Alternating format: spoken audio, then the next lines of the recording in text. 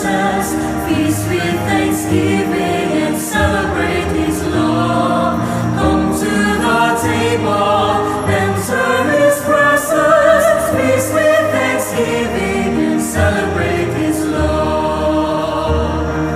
This is the house of the Lord, the gates are open wide, sinners and saints, strong and faint, all welcome to come inside. Come to the table, enter His presence, feast with thanksgiving and celebrate His love. Come to the table, enter His presence, feast with thanksgiving and celebrate His love. Sa ngalan ng Ama, ng Anak at ng Espiritu Santo, Amen. sumainyo ang Panginoon. At sumayo rin. Mga kapatid, tayong lahat ay napapagod. Tayong lahat ay nagkakasakit. Tayong lahat ay nangihina. Tayong lahat ay nalulungkot. Pero sa gitna ng mga masasama at negatibong ating karanasan, may isang gamot diyan para tayo ay magkaroon ng tuwa, saya at kapayapaan. Yung palagi lang tayong magpasalamat sa Diyos. Mga kapatid, ang mahalaga, buhay ka pa rin at binubuhay ka pa rin ng Diyos. Kaya naman mga kapatid, alalahanin natin ang maraming panahon at pagkakataon na hindi tayo pinabayaan ng Diyos. Napakarami niyang binibigay na pagpapala sa atin. Sa nakaraang linggo lang, nalampasan natin ang ating mga pagsubok sa buhay. Kaya naman, minsan pa, tayo magpakumbaba, hilingin natin ang awa at pagpapatawad ng Diyos. Sa mga pagkakataon na kung saan hindi natin nakita ang kabutihan at grasya na Kanyang binigay at pinagkaloob sa atin. Inaamin ko Sa makapangyarihang Diyos at sa inyo mga kapatid, nalubha akong nagkasala sa isip, sa salita, sa gawa at sa aking pagkukulang. Kaya isinasamo ko sa mahal na Birheng Maria, sa lahat ng mga anghel at mga banal, at sa inyo mga kapatid, na ako'y ipanalangin sa Panginoong ating Diyos. kawan tayo ng makapangyarihang Diyos. Patawarin tayo sa ating mga kasalanan. Patnubayan tayo sa buhay na walang hanggan. Amen.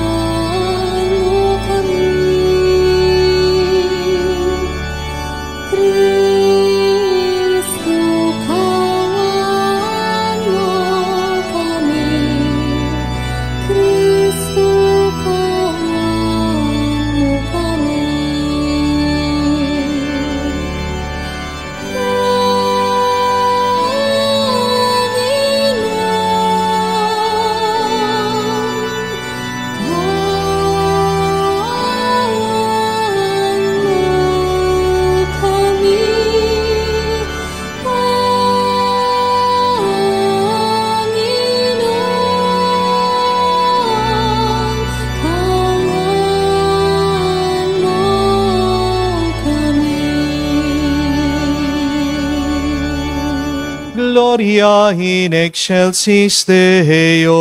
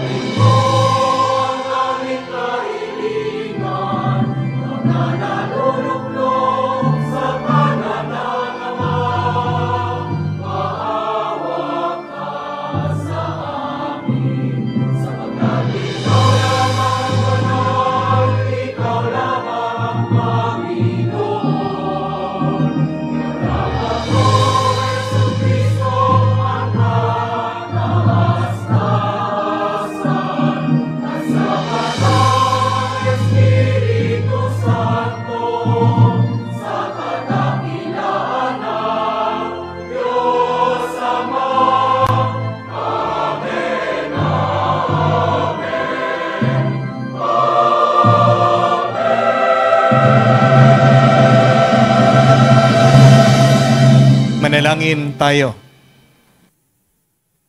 Ama naming makapangyarihan, ang iyo naway kagandang loob ay manguna at sumabaybay sa aming pamumuhay ngayon at araw-araw upang kami itaguyod sa paninindigang gumawa ng kabutihan sa pamagitan ni Jesucristo kasama ng Espiritu Santo magpa sa walang hanggan. Amen.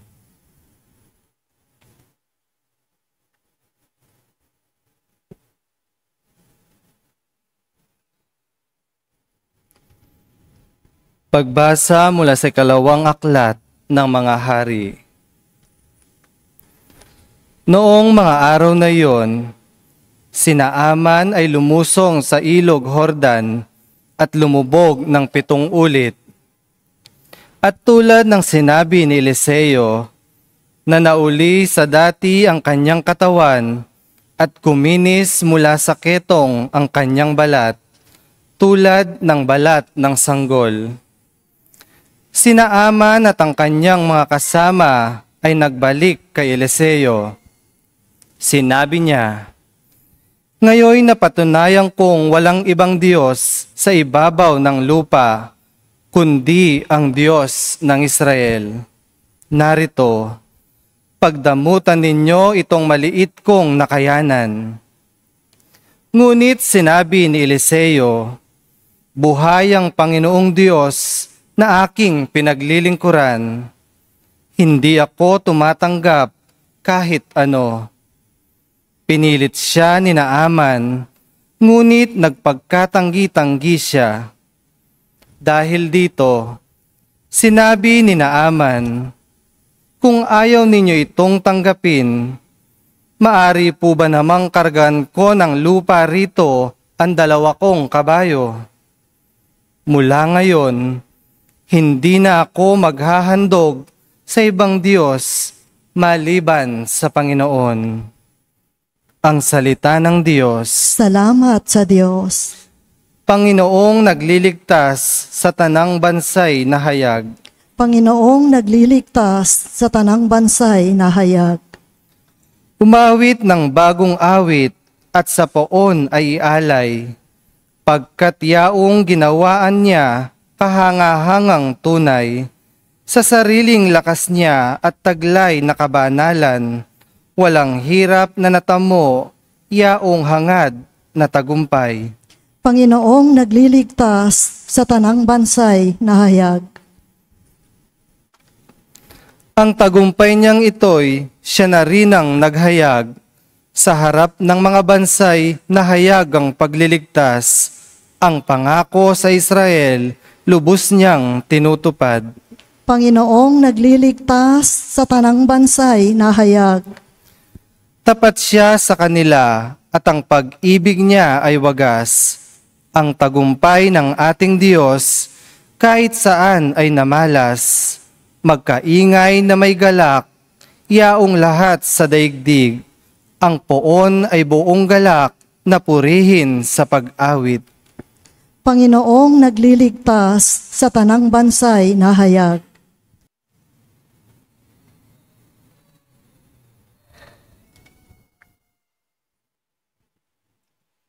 Pagbasa mula sa ikalawang sulat ni Apostol San Pablo kay Timoteo.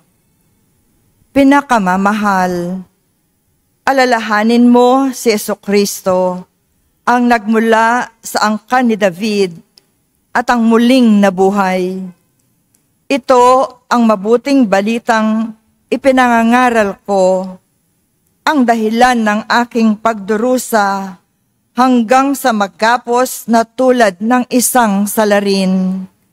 Ngunit hindi maigagapos ang salita ng Diyos.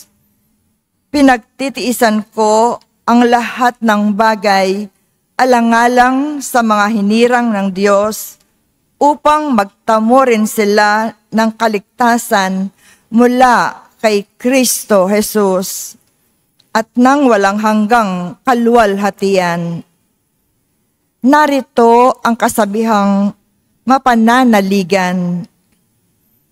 Kapag tayo'y namatay, nakalakip ni Jesucristo, walang salang mabubuhay na kasama niya tayo.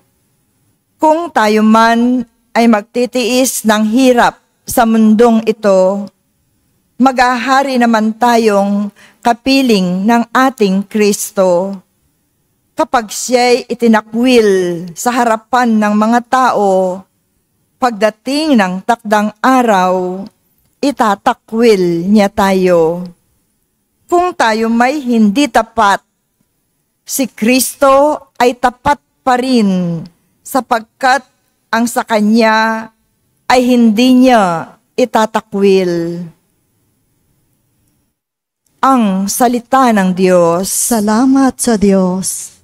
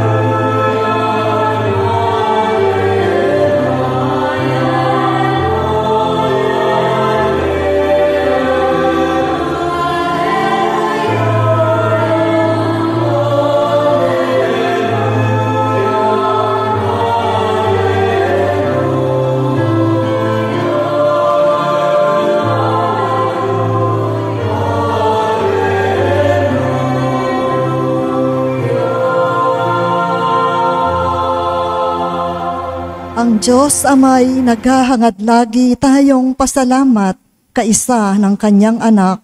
Aleluya, aleluya. Sumainyo ang Panginoon. At sumaiyo rin. Ang mabuting balita ng Panginoon ayon kay San Lucas. Papuri sa iyo, Panginoon. Nung panong yun sa paglalakbay ni Jesus patungo Jerusalem, nagdaan siya sa hangganan ng Samaria at Galilea. Nang papasok na siya sa isang nayon, siya'y sinalubong ng 10 ketongin. Tumigil sila sa malayo-layo at humiyaw ng, "Jesus, Panginoon, mahabag po kayo sa amin." Na makita sila, ay sinabi niya, "Pumayo kayo at pakita sa mga saserdote." At samantala sila'y naglalakad, gumaling sila. Nang mapuna ng isa na siya'y magaling na, nagbalik siyang sumisigaw ng pagpupuri sa Diyos. Nagpatira pa siya sa paanan ni Jesus at nagpasalamat. Ang taong ito'y Samaritano. Hindi ba 10 ang gumaling? Tanong ni Jesus. Nasaan ang 9?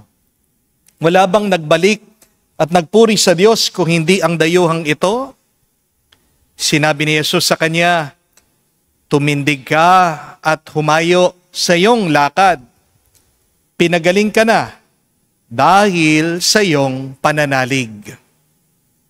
Mga kapatid, ang mabuting balita ng ating Panginoon. Pinupuri ka namin, Panginoong Hesukristo. Magandang araw po muli sa inyong lahat. A blessed day po sa inyong lahat. Can we greet each other, yung mga katabi niyo po? Blessed and happy day, no? Blessed and happy day po sa inyong lahat. Meron pong isang kwento tungkol sa isang mister na napakarami po niyang problema. Patong-patong po yung mga suliranin at pagsubok niya sa buhay. Una po, nabaon siya sa utang. Pangalawa, pagpasok pa lang po niya doon sa kanilang kumpanya, sinabihan na siya na nasisante siya. Inalis po siya sa trabaho. Kaya nalulungkot, nadidepress, umuwi po siya sa kanilang tahanan. Pagka-uwi po niya sa bahay, may bad news. Yung anak po niya na aksidente. Nasa hospital po yung kanyang anak at kailangan po ng pambayad doon sa hospital. Tumawag po yung misis niya, sinisigawan siya, minumura siya, ang sasakit po ng sinasabi sa kanya. Hindi na po nakayanan itong mister, itong lalaki. Bumigay po siya. Sumuko na siya. Ano pong ginawa niya? Tumakbo daw siya. Nakahanap po siya ng isang mataas na building. Umakyat po siya doon sa pinakatuktok at lulundag na po siya, magsusuicide siya. Kaya lang, pagkakita po niya, doon sa baba, yung sa ilalim ng building, meron pong isang lalaki may kapansanan. Wala po yung dalawang kamay niya. At pagkakita po ng mister doon sa lalaking may kapansanan, alam niyo pong ginagawa ng lalaking walang kamay, dalawang kamay, wala. Sumasayaw po. Kumekembot siya. No? Kembot po ng kembot, sayaw po ng sayaw. No? Tinataas po niya yung mga paa niya. Nakonsensya po itong lalaki, itong mister. Sabi niya, tingnan mo nga naman. Buti pa itong lalaking may kapansanan, dalawang kamay, wala siya. Pero ang saya-saya niya, kaya pa niyang sumayaw, kaya pa niyang kumembot. Ako, pero akong dalawang kamay. Ito lang yung problema ko, magpapakamatay na ako. Na-inspire daw po itong lalaki. Bumaba po siya at kinausap po niya yung taong may kapansanan. Sabi niya, alam mo, kanina, depressed ako. Kikita mo yung tuktok ng building na yan, nandun ako. Dapat tatalon na ako. Pero pagkatingin ko, nakita kita, ang saya-saya mo, sumasayaw ka, kumekembot ka ng kumekembot. Kahit na wala kang dalawang kamay. Ano yung sikreto mo? Bakit ang saya-saya mo? Alam niya po, sumagot yung taong may kapansanan, sabi niya, ha? Masaya? Kumekembot? Hindi ako sumasayaw, no? Sabi po niya, Makati ang singit ko, sabi niya. Dahil wala akong kamay, paano ko kakatiin ang singit ko? Ayan, kembot na ako. Kala mo kumekembot ako, kala mo sumasayaw ako. Hindi. Kung meron lang akong kamay, kakatiin ko singit ko.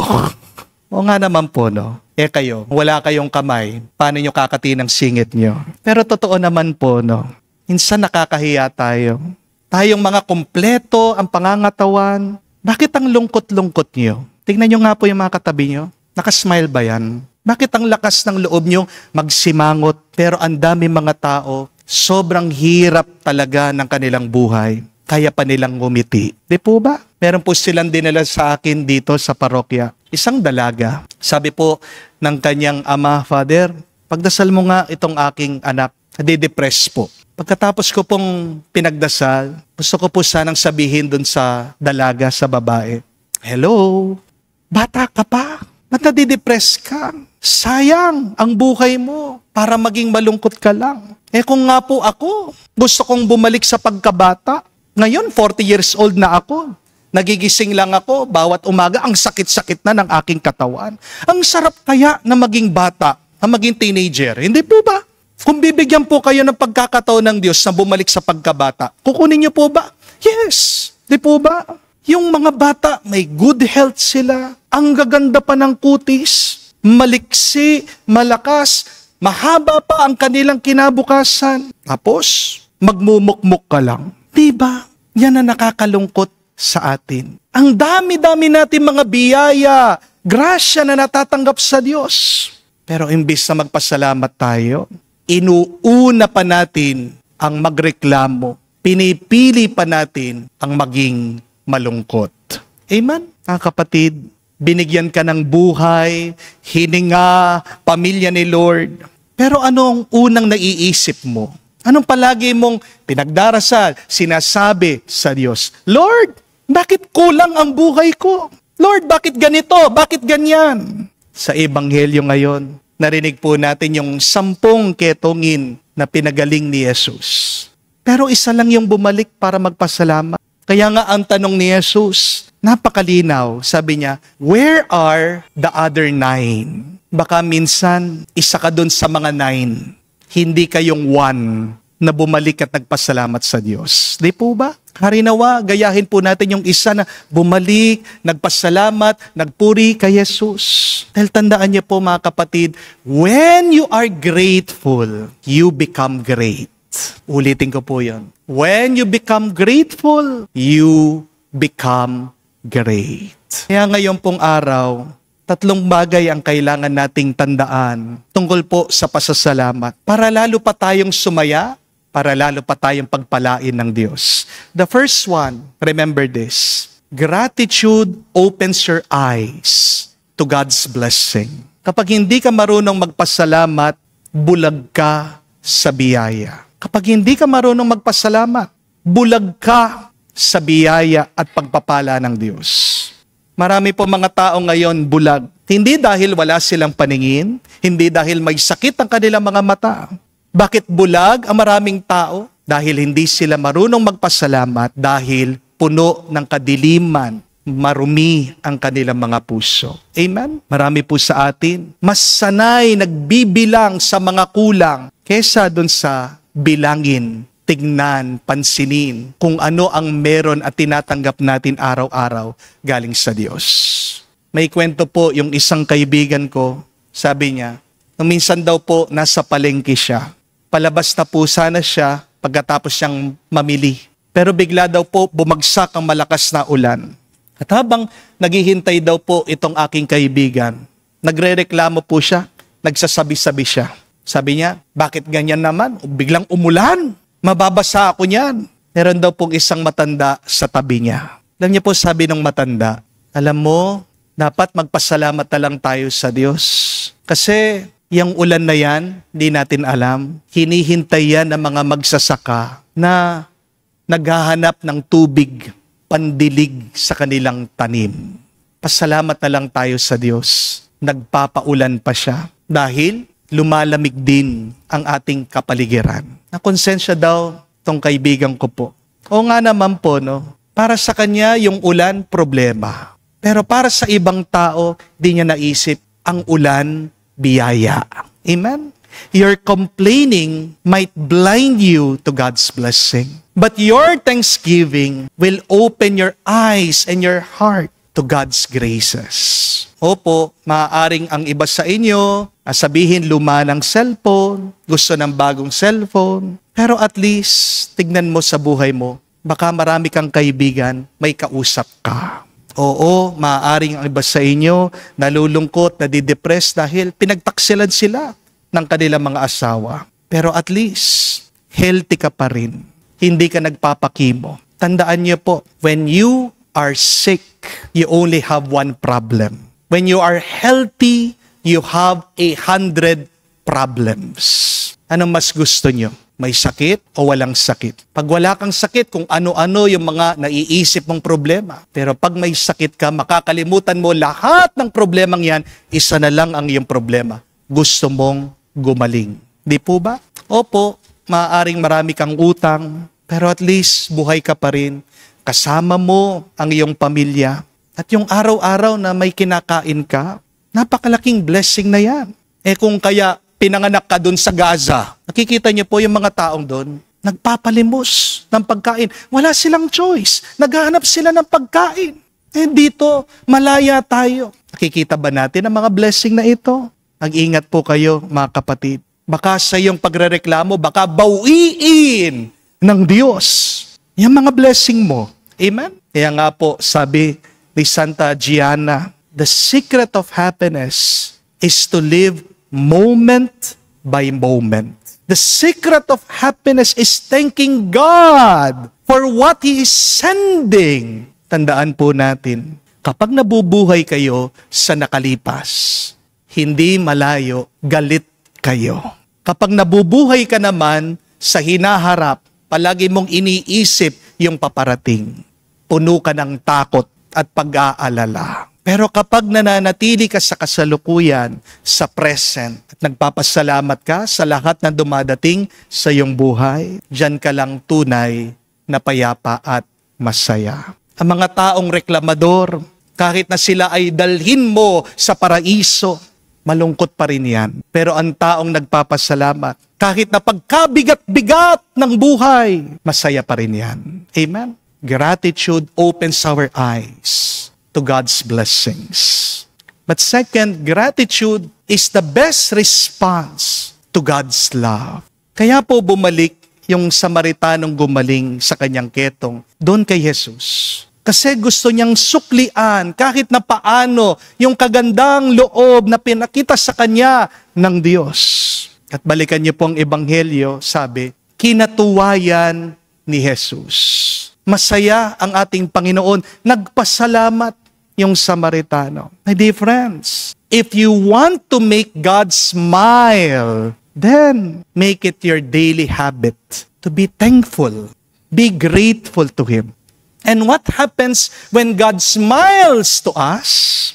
We receive blessings and peace. We experience His favor and protection. We are strengthened with joy. Kaya nga po, sabi ni St. John Paul II, remember the past with gratitude. Live the present with excitement, enthusiasm. Look forward with confidence and trust in God. Napansin nyo yung mga taong palaging nagpapasalamat, magaan ang buhay. At yung mga tao na nagpapasalamat, magaan din ang muka. Ang gaganda ng kanilang mga muka. Because remember, gratitude is a free antidepressant. Ang taong nagpapasalamat po, nagiging blessing din sa kanyang kapwa. At yung taong palaging nagrereklamo, ang bigat kasama. Di po ba? Mga kapatid, ano ang dahilan mo para magpasalamat lagi? Simple lang, yung maalaala mo, mahal ka ng Diyos.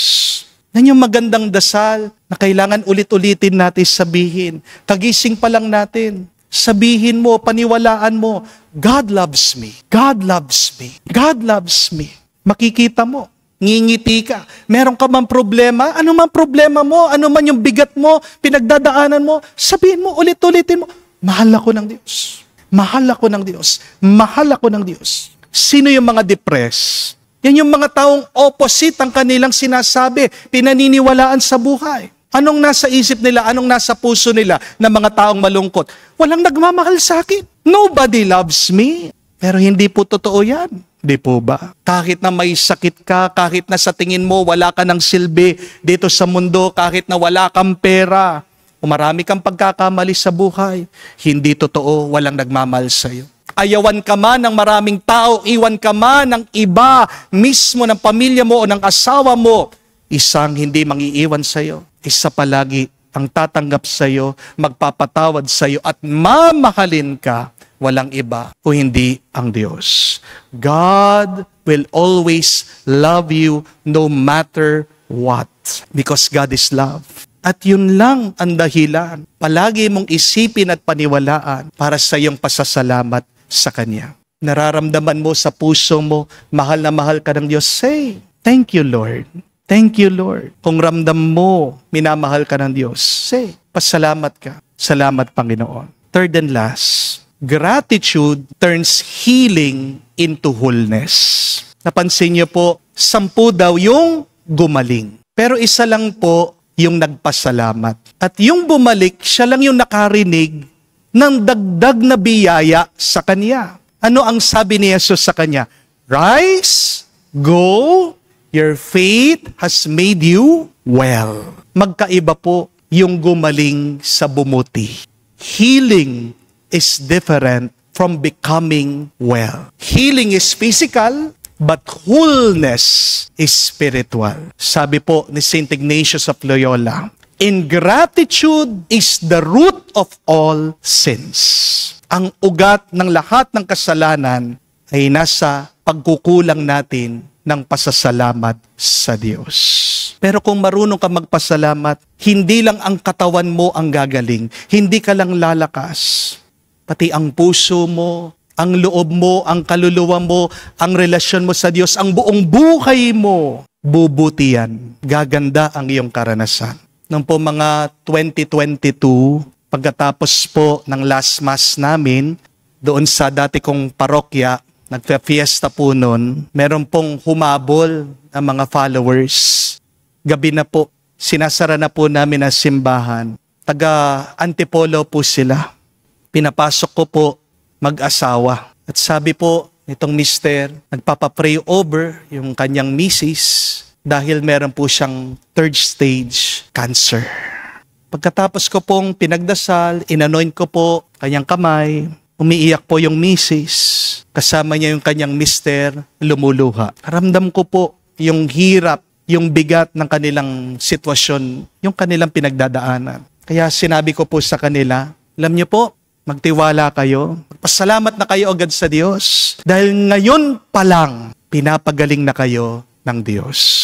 At bago po sila umalis, bago kami magkahiwalay, may inabot po sa akin yung mag-asawa. Isa pong envelope, nagbibigay po sila ng pera ng donation. Sabi ko, wag na po, mas kailangan niyo po yan. Okay lang po, naiintindihan ko. Gamitin niyo na lang yan sa pangpapagamot niyo, pambili niyo na lang ng gamot. Okay lang po, hindi niyo po kailangan gawin yan. Alam ko po yung gastusin niyo. Pero na-touch po ako doon sa sinabi ng babae, yung misis na may cancer. Sabi niya, Father, hindi po.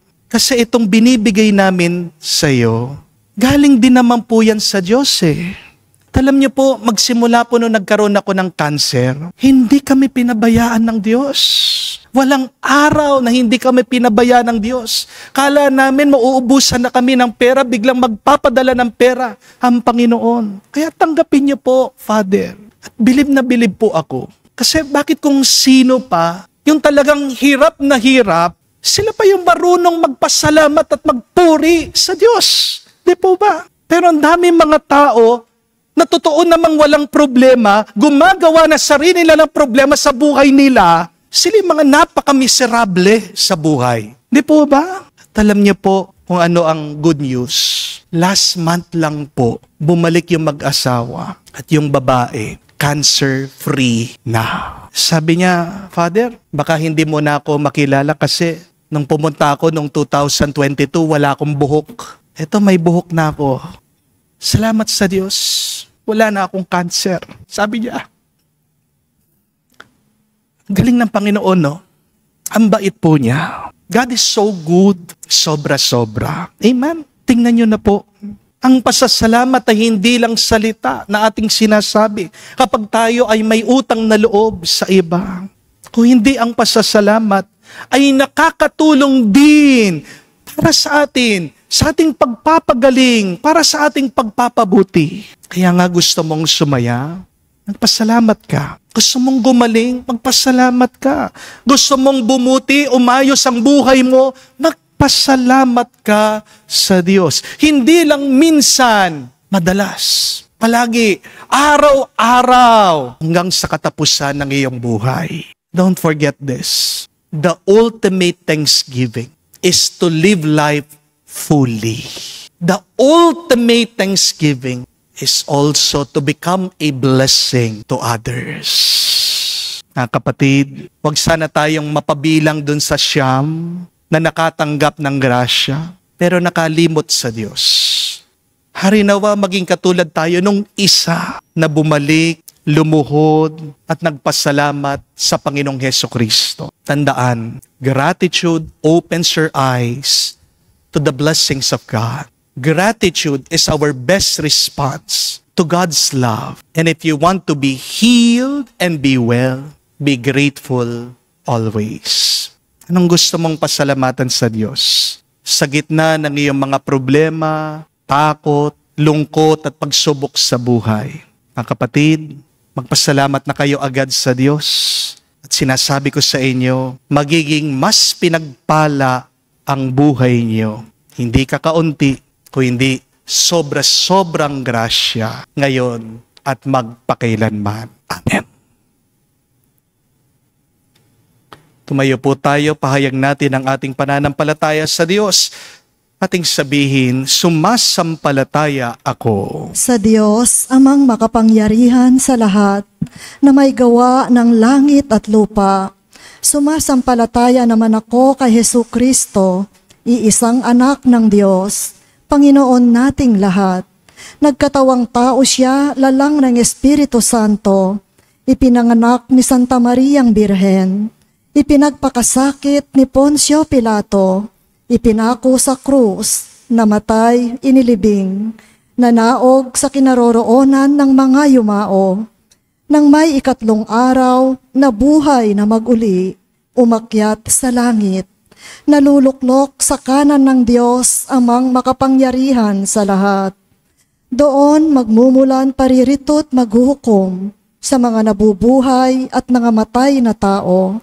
Sumasampalataya naman ako sa Diyos Espiritu Santo, sa banal na simbahang Katolika, sa kasamahan ng mga banal, sa kapatawaran ng mga kasalanan, sa pagkabuhay na muli ng mga nangamatay na tao, at sa buhay na walang hanggan.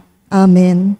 Gaya ng mga kietungin sa mabuting balita, ngayon na napagaling ng kanilang pananampalataya, pakumbaba't nananalig tayong dumulog sa Panginoon kasama ng ating mga kahilingan. Ating sabihin, Panginoon, dinggin mo kami. Panginoon, dinggin mo kami.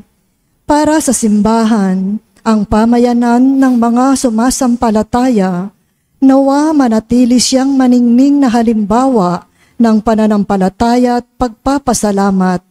Manalangin tayo. Panginoon, dinggin mo kami. Para sa Santo Papa, mga obispo, at lahat nating mga pinunong espiritual, nawa lagi silang maging tanda at kasangkapan ni Jesus na tumulong sa mga may sakit at mahihirap. Manalangin tayo.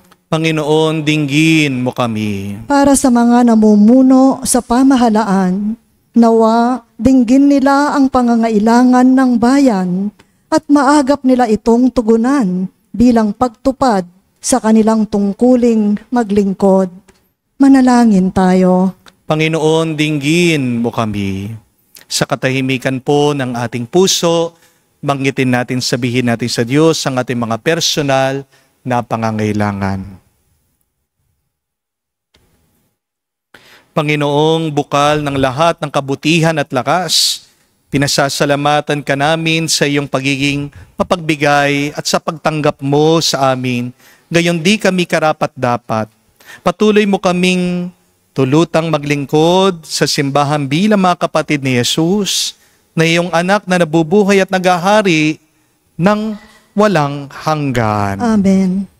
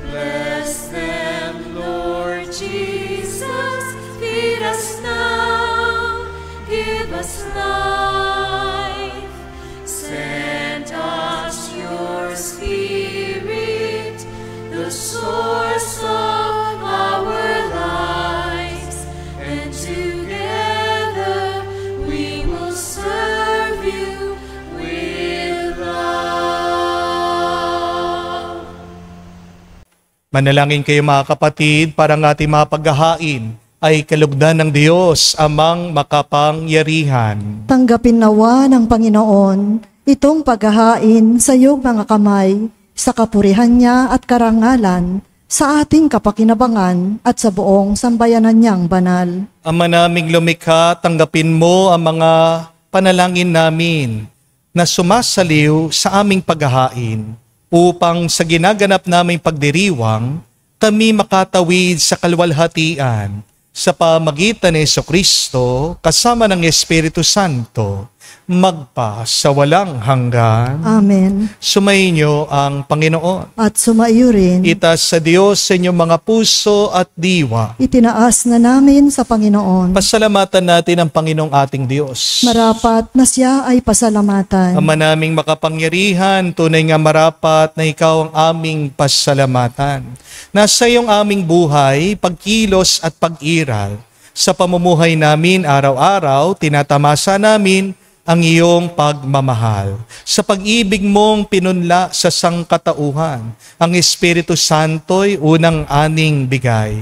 Ng anak mong naglagak sa amin ng katiyakan, nakalaang mabuhay kami sa piling mo kailanman. Kaya kaisa na mga anghel nagsisiawit ng papuri sa iyo, nang walang humpay sa kalangitan, kami nagbubunyi sa iyong kadakilaan.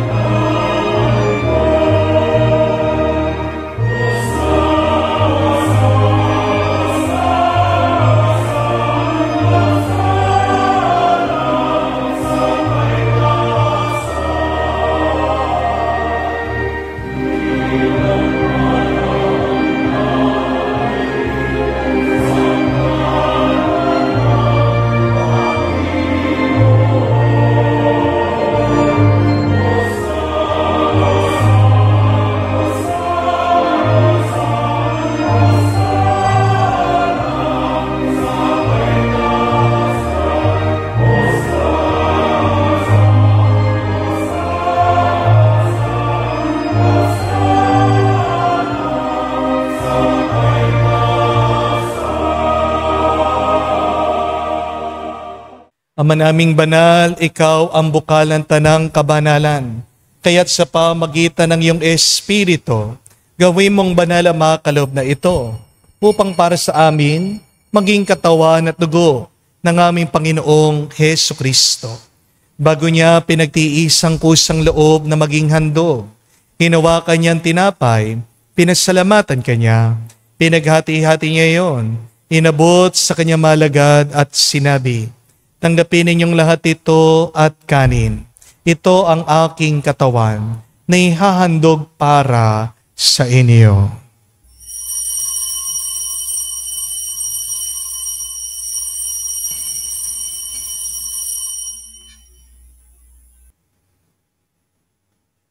Gayon din naman, matapos ang hapunan, hinawakan niya ang kalis. Muli kanyang pinasalamatan. Nabot niya ang kalis sa kanyang malagad at sinabi, tanggapin ninyong lahat ito at inumin. Ito ang kalis ng aking dugo, ng bago at walang hanggan tipan. Ang aking dugo na ibubuhos para sa inyo at para sa lahat, sa ipagpapatawad ng mga kasalanan. Gawin ninyo ito sa pag-alaala sa akin.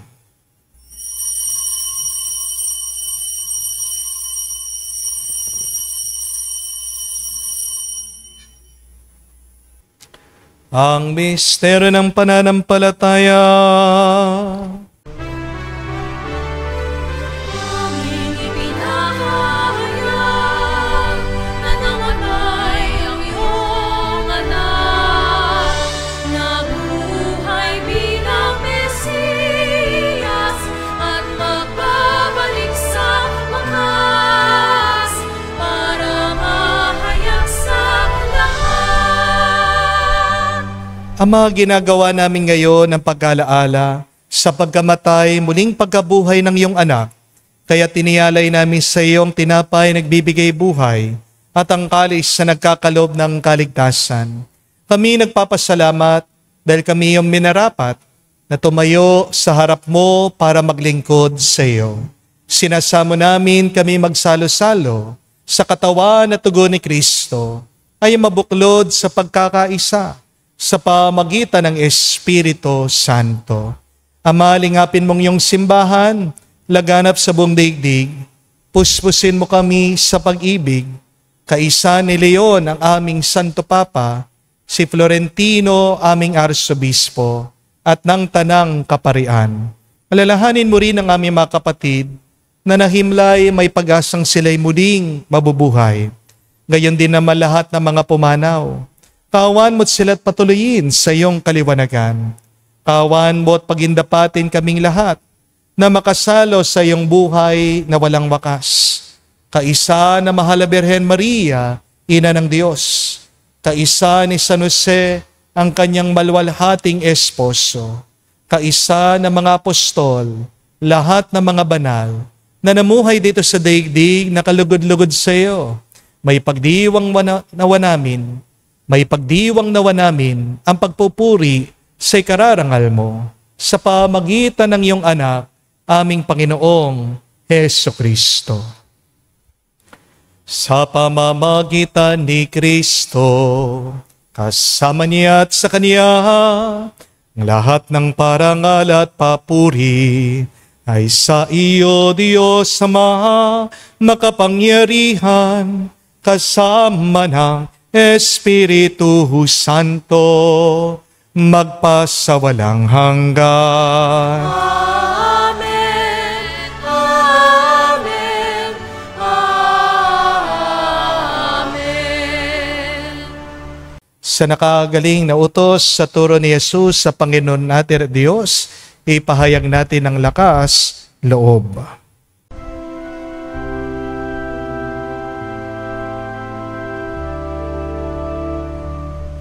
Ama namin, sumasalangit ka, sambahin ang ngalan mo, mapasa amin ang kaharian mo, sundin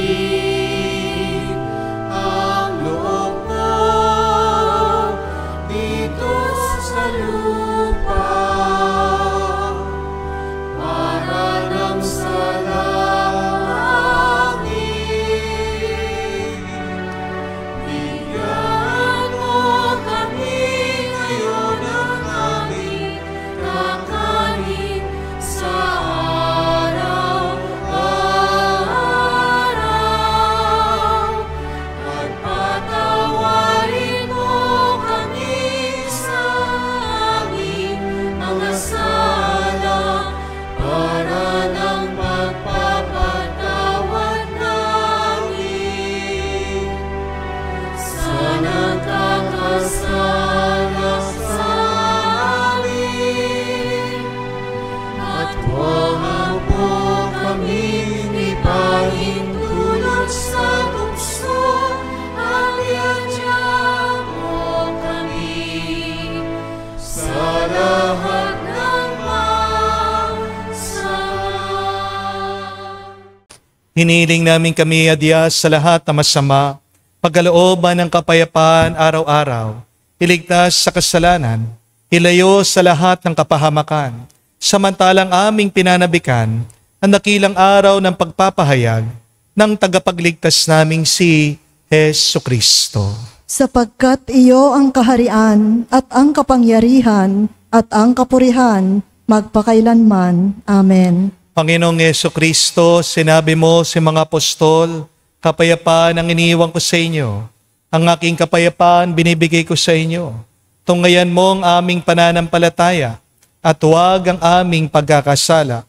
Pagkalooban mo kami ng kapayapaan at pagkakaisa ayon sa iyong kalooban, kasama ng Espiritu Santo, magpa sa walang hanggan. Amen. Kapayapaan ng Panginoon ay laging sumainyo. At sumaiyo rin. Magbigayan po tayo ng kapayapaan sa bawat isa. Peace with you po.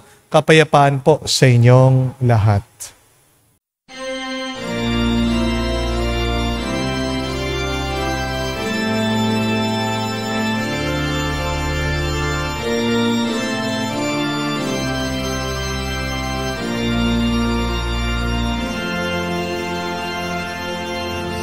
Cordero ng Diyos na nagalis ng mga kasalanan ng sanlibutan, maawa ka sa amin, maawa ka sa amin. Cordero ng Diyos na nagalis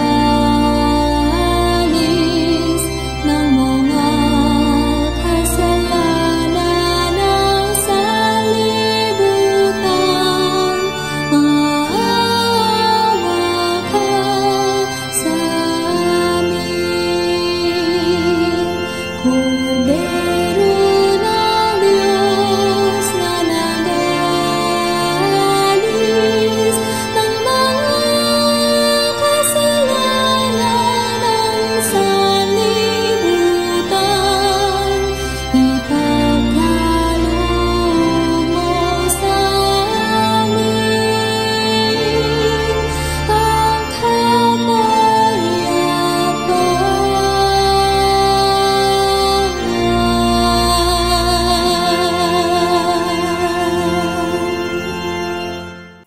Mga kapatid, naririto ang ating Panginoong Jesucristo, ang Kordero ng Diyos. Siyang nag-aalis sa mga kasalanan ng sanlibutan. Mapalad tayong lumalapit sa piging ng Kordero. Panginoon, hindi ako karapat-dapat na magpatuloy sa iyo, ngunit sa isang salita mo lamang ay gagaling na ako.